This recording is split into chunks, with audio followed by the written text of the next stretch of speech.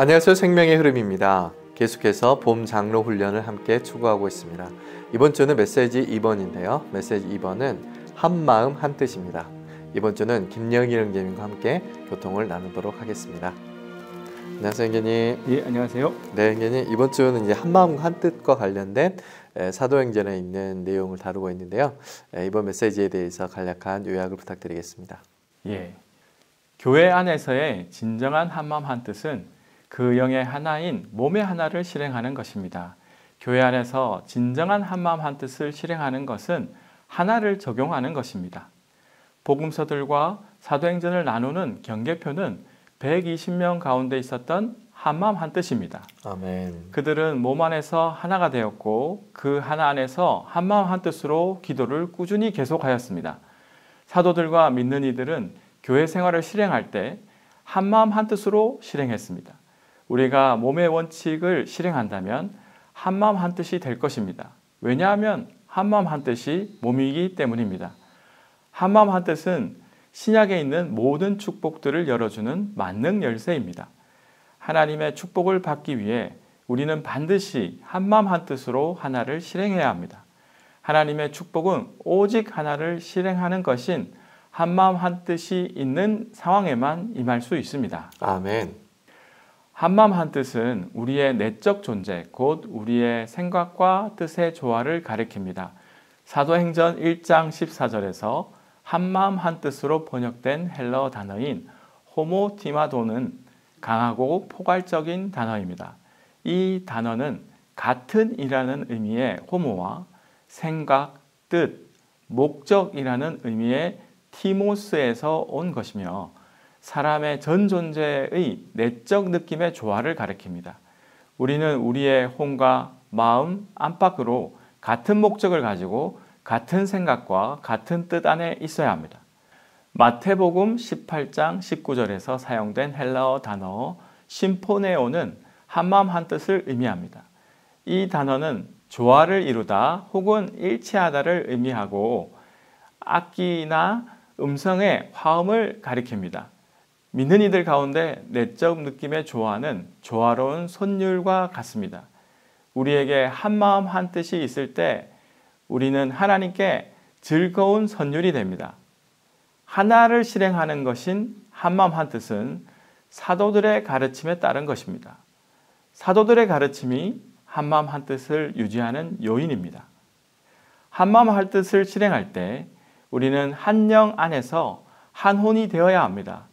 우리는 같은 생각과 같은 의견으로 조율되어야 합니다. 이것이 우리의 혼 안에서 하나 되는 것입니다. 한마음 한뜻이 되는 것은 우리의 전 존재가 하나 되는 것입니다. 이것은 우리가 밖으로 하는 말도 하나 되는 결과를 가져옵니다. 한마음 한뜻 안에 있으려면 우리는 한 마음과 한 길을 가져야 합니다. 분열은 그리스도가 아닌 다른 것에 마음을 두고 그리스도가 아닌 다른 길을 취하는 데서 기인합니다. 우리가 한마음 한뜻이 되려면 교회 생활 안에서 오직 하나의 저울만 있어야 합니다. 아멘. 다른 사람들 안에 있는 어떤 것은 유죄 판결하면서 우리 안에 있는 똑같은 것을 정당화하는 것은 우리가 서로 다른 추를 가지는 것입니다. 우리에게 오직 하나의 저울만 있다면 우리는 교회 안에서 한마음 한뜻을 지킬 수 있습니다. 오늘날 우리는 모든 것을 포함한 하나의 이상, 곧 시대의 이상을 갖고 있기 때문에 한마음 한뜻 안에 있을 수 있습니다. 많은 사람이 하나님을 사랑하고 섬기지만 그들 모두가 각자의 이상을 갖고 있기 때문에 결과적으로 한마음 한뜻이 될 길이 없습니다. 우리가 사소한 문제에 대하여 서로 다른 이상을 가지고 있다면 우리는 한마음 한뜻이 될 수 없습니다. 주님께서 그분의 회복에 주신 이상은 모든 것을 포함한 이상, 곧 성경에 있는 모든 이상의 궁극적인 완결입니다. 주님의 최신의 움직임을 위해 모든 교회는 한마음 한뜻 안에 있어야 합니다. 우리는 모두 같은 소리를 내야 하고 같은 나팔을 불어야 하며 같은 것을 가르쳐야 하고 실행에 있어서 같아야 합니다. 아멘. 선생님 감사합니다. 예, 감사합니다. 네, 함께 메시지 2번에 관련하여 교통을 나누어 보았습니다. 이제 이어서 사역의 말씀을 함께 듣도록 하겠습니다.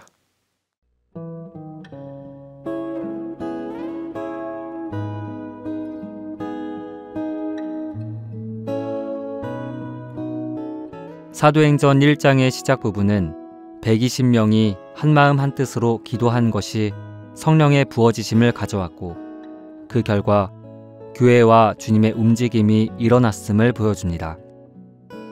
그러므로 교회 생활에서 한마음 한뜻은 매우 중요합니다. 한마음 한뜻은 하나님의 행하심에 대한 반응이며 하나님의 움직임을 위해 우리가 하나님께 드리는 동역과 협력입니다. 하나님 편에서 주님의 움직임은 완결되신 영께 달려있고 우리 편에서는 한마음 한뜻에 달려있습니다. 그 영께서 부어지시기 전에 함께 한마음 한뜻으로 기도한 한 무리의 사람들이 있었습니다. 그 한마음 한뜻으로 그들은 그 영의 부어지심을 받을 준비가 되었습니다. 그 영의 부어지심 후에 그들은 오순절날에 구원받은 3,000명의 사람들과 함께 계속해서 이 한마음 한뜻 안에 머물렀습니다. 이 한마음 한뜻이 사도행전 전체에 걸쳐 주님의 움직임의 기본 요인이었습니다. 그렇지만 사도행전 15장 이후로는 한마음 한뜻에 해당하는 단어가 더 이상 사용되지 않습니다. 이것은 심지어 사도행전에 묘사된 이 기간 동안에도 한마음 한뜻이 다소 상실되었음을 암시합니다. 한마음 한뜻을 잃게 하는 요인에는 여러 가지가 있지만 그 중 하나가 교회 안에 있는 서로 다른 척도입니다. 신명기 25장에는 저울추와 되에 관한 규례가 나옵니다.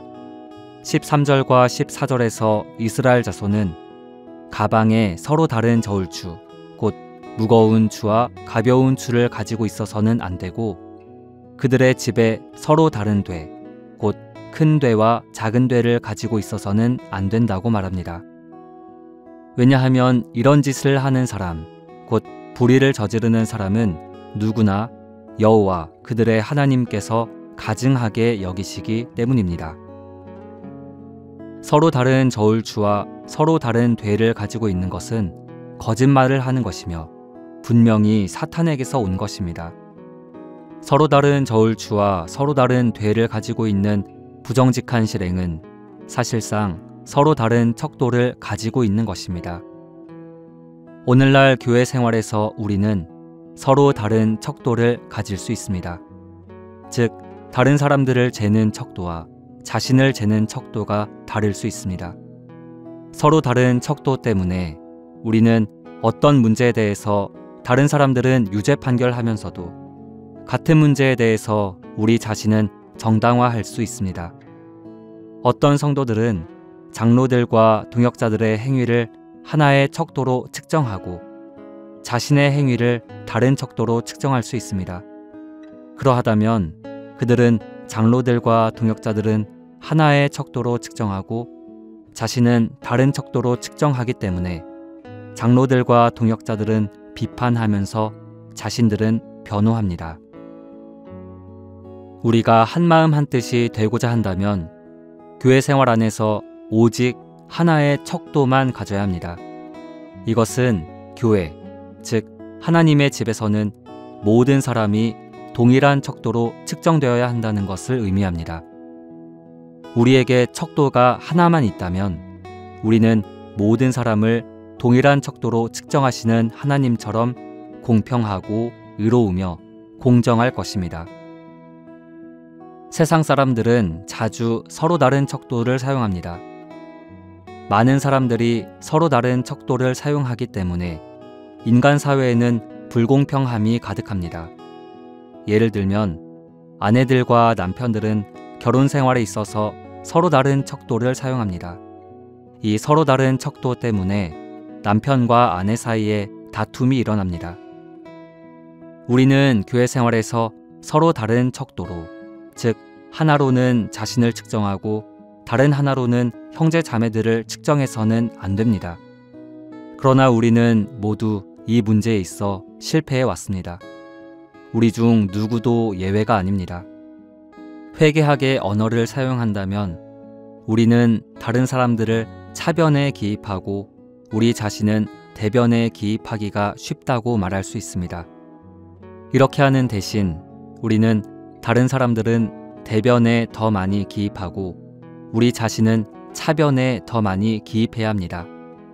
예를 들면 어떤 자매는 장로들을 하나의 척도로 측정하여 그녀의 차변에 기입하고 자신은 다른 척도로 측정하여 자신의 대변에 기입할 수 있습니다. 만일 그녀가 장로들을 대변에 더 많이 기입하고 자신을 차변에 더 많이 기입한다면 그녀는 그녀가 있는 지방의 장로들과 교회에 대하여 훨씬 더 긍정적인 시야를 갖게 될 것입니다. 그러나 만일 그녀가 계속해서 서로 다른 척도를 사용한다면 어떤 장로들도 그녀의 눈에 만족스럽지 못할 것입니다. 어떤 성도들은 좀 더 만족스러운 교회 생활을 찾기 위해 이 지방에서 저 지방으로 옮겨 다니기도 합니다. 그러나 이러한 성도들은 서로 다른 척도를 갖고 있기 때문에 그들이 어디로 가든 그들에게는 교회 생활이 만족스럽지 못할 것입니다. 이러한 종류의 마음과 태도가 있을 때 우리는 하나와 한마음 한뜻을 지키는 대신 불일치를 갖게 됩니다. 우리 모두가 주님의 긍휼을 입어서 더 이상 서로 다른 척도를 갖지 않고 우리의 하나님처럼 누구에게나 동일한 척도를 갖게 되기를 바랍니다. 신명기 25장 15절 상반절은 그대는 완전하고 올바른 저울추를 가지고 있어야 하며 완전하고 올바른 되를 가지고 있어야 합니다. 라고 말합니다.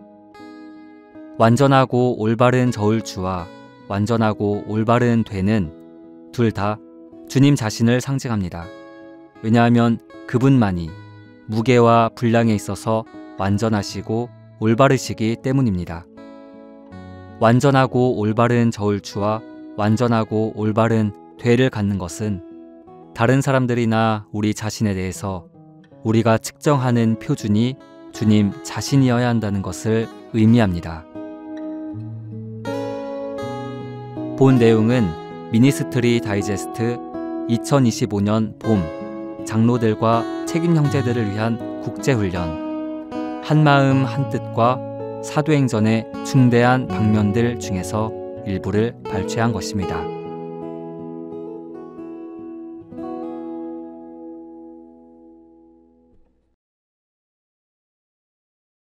사도행전 1장 14절은 그들은 여인들과 예수님의 어머니 마리아와 예수님의 형제들과 함께 한마음 한뜻으로 기도를 꾸준히 계속하였다라고 말합니다.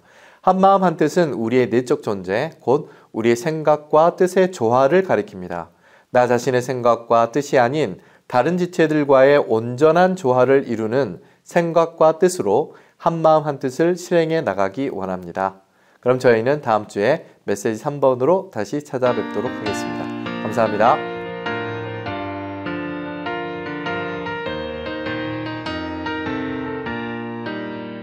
바벨론을 떠나서 모이세 예루살렘 우리 하나로 뭉쳐 주께 영광 돌리세 각종 도리와 견해 사람 뜻을 버리고 지방 입장 위에서 하나로 증거하세 할렐루야 할렐루야 마음과 뜻을 합하여 주의 몸을 이루세 할렐루야 할렐루야 몸된 교회 생활 안에 있도다 회복 전진 위하여 제사장들 필요해 은혜 받은 우리들 주께 영광 돌리세 주님으로 적셔져 참제사장 생활에 지방 입장 위에서 주의 직권 축하세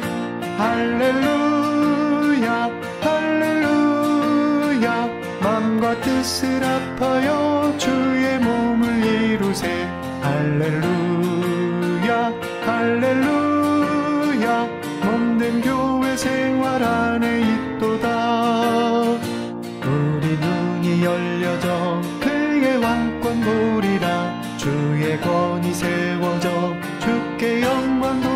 돌리세. 교회 유익 위하여 주의 말씀 지키고 지방 입장 위에서 성령께 순종하세. 할렐루야 할렐루야. 마음과 뜻을 합하여 주의 몸을 이루세. 할렐루야 할렐루야. 몸된 교회 생활 안에 있도다. 제단 앞에 나와서 모든 소유 바치세. 이렇게 섬김으로 주께 영광 돌리세. 아무 논쟁치 말고 온전히 주께 바쳐 지방 입장 위에서 주의 한 몸 이루세. 할렐루야 할렐루야. 마음과 뜻을 합하여 주의 몸을 이루세. 할렐루야 할렐루야. 몸된 교회 생활 안에 있도다. 기초는 닦였으니 어떠한 영광인가. 우리 기쁨 넘치어 주께 찬미합시다. 큰 소리로 외치어 땅끝까지 전하세. 지방 입장 위에서 완수마귀 멸하세. 할렐루야 할렐루야. 마음과 뜻을 합하여 주의 몸을 이루세. 할렐루야 할렐루야. 몸된 교회 생활 안에 있도다.